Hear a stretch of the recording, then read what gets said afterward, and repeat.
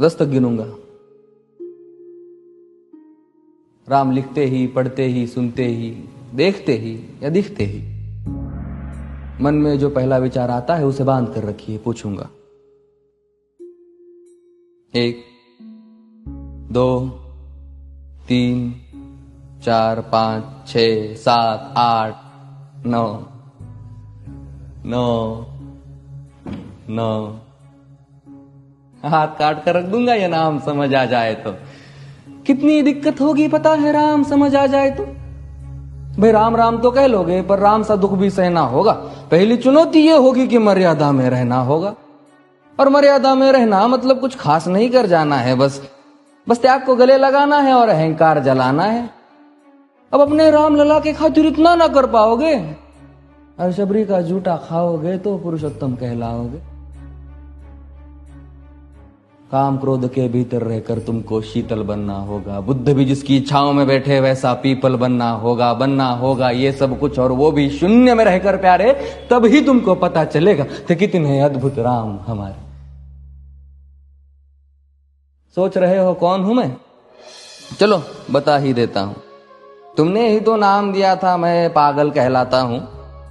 नया नया हूं यहां पे तो ना पहले किसी को देखा है। वैसे तो हूं त्रेता से, मुझे कृष्ण किसी ने कलयुग भेजा है। भाई बात वहां तक फैल गई है कि यहां कुछ तो मंगल होने को है कि भरत से भारत हुए राज में सुना है राम जी आने को है। बड़े भाग्यशाली हो तुम सब। वहां पे सब यही कहते हैं कि हम तो राम राज्य में रहते थे पर इन सब में राम रहते हैं। यानी तुम सब में राम का अंश छुपा है। मतलब वो तुम में आते हैं रहने। सच है या फिर गलत खबर? अगर सच्ची है तो क्या कहने। तो सबको राम पता ही होगा, घर के बड़ों ने बताया होगा। तो बताओ फिर कि क्या है राम। बताओ फिर कि क्या है राम। बताओ। अरे पता है तुमको क्या है राम? या बस हाथ धनुष तरकश में बांध, या वन में जिन्होंने किया गुजारा, या फिर कैसे रावण मारा लक्ष्मण जिनको कहते भैया, जिनकी पत्नी सीता मैया। फिर ये तो हो गई वही कहानी, एक था राजा एक थी रानी। क्या सच में तुमको राम पता है? ये वो भी आकर हम बताए।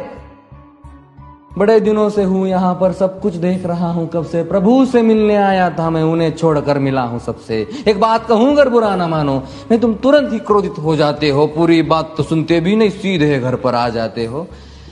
ये तुम लोगों के नाम जपो में पहले सा आराम नहीं। ये तुम लोगों के नाम जपो में पहले सा आराम नहीं। इस जबरदस्ती के जय श्री राम में सब कुछ है, बस राम नहीं। ये राजनीति का दाया बाया जितना मर्जी खेलो तुम। दाया बाया, अरे दाया बाया ये तुम्हारी वर्तमान प्रादेशिक भाषा में क्या कहते हो उसे? हाँ वो लेफ्ट एंड राइट। ये राजनीति का दाया बाया जितना मर्जी खेलो तुम चेतावनी को, लेकिन मेरी अपने जहन में डालो तुम। निजी स्वार्थ के खातिर अगर कोई राम नाम को गाता हो तो खबरदार अगर जुर्रत की और मेरे राम को बांटा तो। भारत भू का कवि हूं मैं, तभी निडर हो कहता हूं राम है मेरी हर रचना में। मैं बजरंग में रहता हूं। भारत की नींव है कविताएं और सत्य हमारी बातों में, तभी कलम हमारी तीखी और साहित्य हमारे हाथों में। तो सोच समझ कर राम कहो तुम। ये बस आतिश का नारा नहीं, जब तक राम हृदय में नहीं तुमने राम पुकारा नहीं। राम कृष्ण की प्रतिभा पर पहले भी खड़े सवाल हुए। ये लंका और ये कुरुक्षेत्र यूं ही नहीं थे लाल हुए। अरे प्रसन्न हंसना भी है और पल पल रोना भी है राम। सब कुछ पाना भी है और सब पाकर खोना भी है राम।